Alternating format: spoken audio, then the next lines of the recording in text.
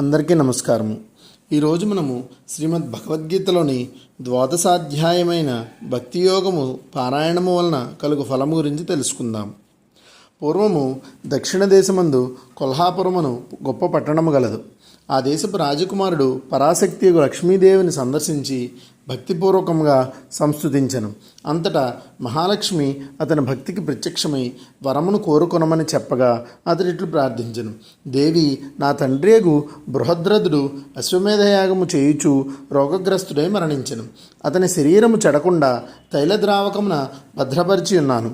యాగాశ్వం మెచ్చటికో పారిపోయి ఎంత వెతికినను కానరాకున్నది.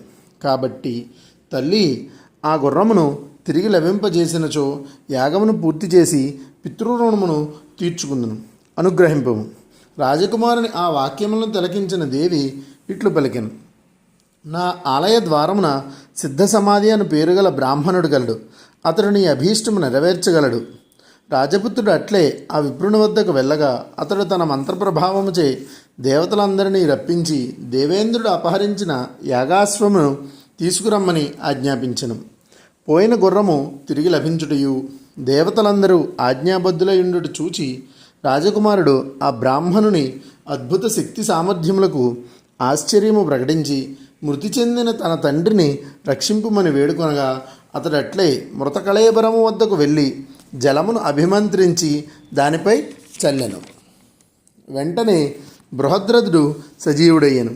రాజకుమారుడు తండ్రికి జరిగిన వృత్తాంతము నివేదించగా అతడు ఆ బ్రాహ్మణునికి ప్రణమిల్లి ఏ పుణ్య ప్రభావముచే తమకిట్టి అలౌకిక శక్తి కలిగినదని అడుగుగా ఇట్లు పలికెను. గీతానాం ద్వాదశాధ్యాయం జపామ్యహ మతంద్రిత తేన శక్తిరియం రాజన్ యయా ప్రాప్తోసి జీవితం. రాజా, నేను ప్రతినిత్యము గీత 12వ అధ్యాయము పారాయణము చేయుచుందును. దానిచే ఇట్టి శక్తి లభించినది. రాజు అతని కుమారుడు బ్రాహ్మణుని ద్వారా ద్వాదశాధ్యాయము నేర్చుకుని జపించసాగెను. మిగిలిన వారు కూడా అట్లే చేసిరి. ఈ ప్రకారముగా అందరూ ముక్తిధామమును అలంకరించిరి. కావున గీత ద్వాదశాధ్యాయము పారాయణముచే దివ్యశక్తులు ఉదయించుటయే కాక మోక్షప్రాప్తి కలుగును. నమస్కారములు.